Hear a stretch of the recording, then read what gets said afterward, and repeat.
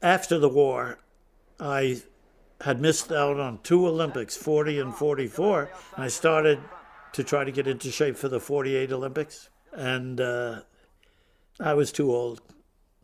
Not in age, but the body tramping through World War II was not good for me. And I started pulling muscles left and right. So I said, it's got to be something else. And golf was the follow-up. When I was 12 or 13, my parents were fairly well-to-do at that time. And they both knew how to play golf, but I never saw them play. And one summer, we went up into the Adirondacks for the summer. They had a golf course.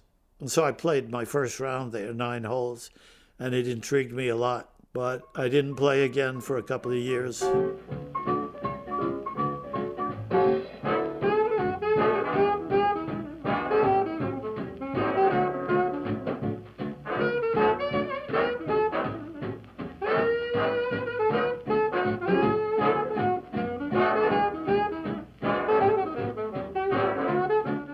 Well, we're going to flash ahead to 1949, and I've turned pro in August. But I needed more help. So I went to a Scottish professional, Duncan, a very well-respected man, and he made me into the pro that could afford to go out on tour. There he is with a Scotch tam, winter jacket, and he now proceeds to hit with one of the most beautiful swings you'll ever see. But he was more than a teacher of golf. He was a teacher of life. Slow it down, Duncan. Show him how to play with a slow motion golf swing.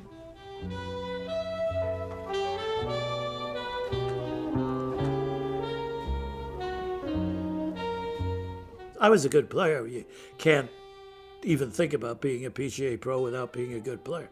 But not good enough. You know, if you think of someone like Dennis Rodman, he's a very good player, but not good enough. Jerry West was. Everybody's gifted up to a point, and you can go as far as you can go, but at least go that far.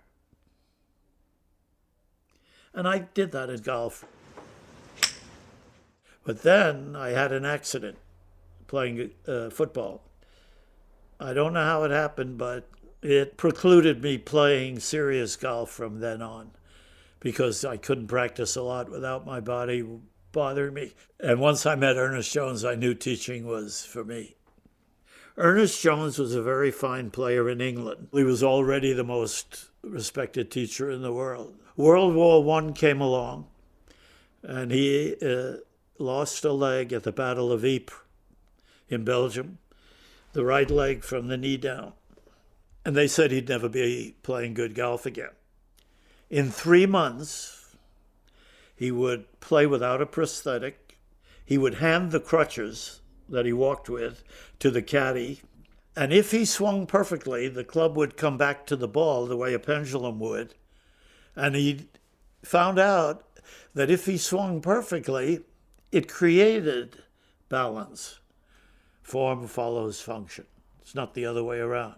So whatever part of his body followed the club head, whether he had a leg or he didn't have a leg, that's how he played. What he did do was swing it and create centrifugal force. At the end of the 3 months, he was back to par, beating all the people who ever taught him. Then how can this be? They told me that I have to get my weight into the ball, push off my back foot. I don't even have a back foot, and I'm back to beating all these people. How can that be? That's not a good way to teach. And finally, he came back to New York, and he started teaching. And inside of 15 years, he was the most heralded teacher in America. We became very good friends. Very good friends.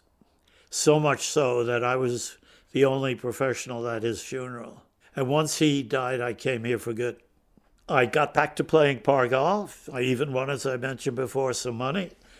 And I became a teacher. Don't aim at the ball, aim at the ground. Now you hit the ball correctly. Only because you landed where you're supposed to. I've given over 100,000 lessons. I stopped counting at 100,000. Those with intelligence grasped it right away. And some are still with me that I taught back in 1950. They're old people now, but they still come around. I've been looking through everything that I kept from my life career, and I found here from 1956 my first official offer of a job. Quote, 1956, May 21st, a.m., 8 o'clock. On receipt of this telegram, please phone me tonight after 7 or tomorrow morning between 9 and 10 regarding position as golf pro, Rangeley Lakes, Maine. Forgot all about that. I didn't take it, though. I came to Rancho.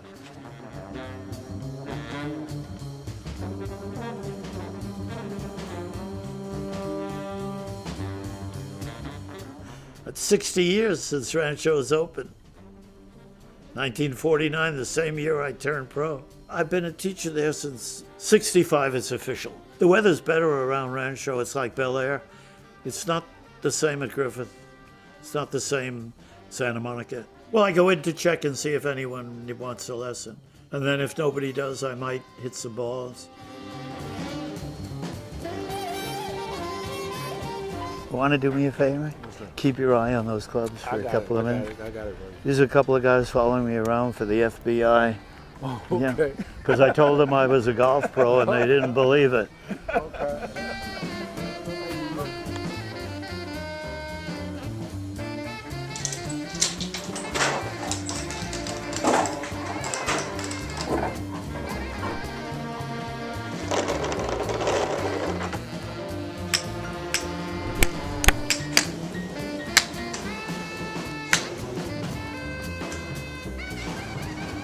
That was perfect.